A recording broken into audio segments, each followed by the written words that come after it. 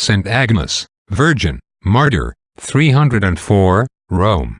St. Agnes was but 12 years old when she was led to the altar of Minerva at Rome and commanded to obey the persecuting laws of Diocletian by offering incense. In the midst of the idolatrous rites she raised her hands to Christ, her spouse, and made the sign of the life-giving cross. She did not shrink when she was bound hand and foot, though the gyves slipped from her young hands, and the heathens who stood around were moved to tears. The bonds were not needed for her, and she hastened gladly to the place of her torture. Next, when the judge saw that pain had no terrors for her, he inflicted an insult worse than death. Her clothes were stripped off, and she had to stand in the street before a pagan crowd, yet even this did not daunt her.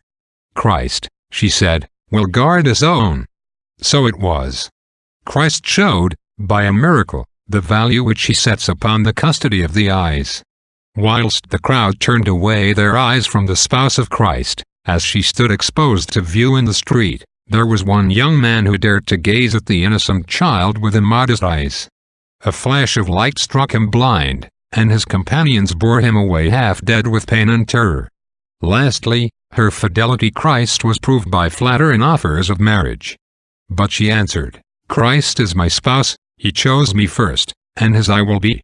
At length the sentence of death was passed. For a moment she stood erect in prayer, and then bowed her neck to the sword. At one stroke her head was severed from her body, and the angels bore her pure soul to paradise. Reflection. Her innocence endeared St. Agnes to Christ, as it has endeared her to his Church ever since. Even as penitents we may imitate this innocence of hers in our own degree.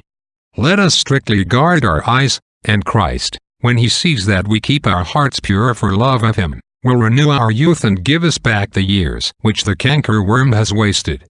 Amen.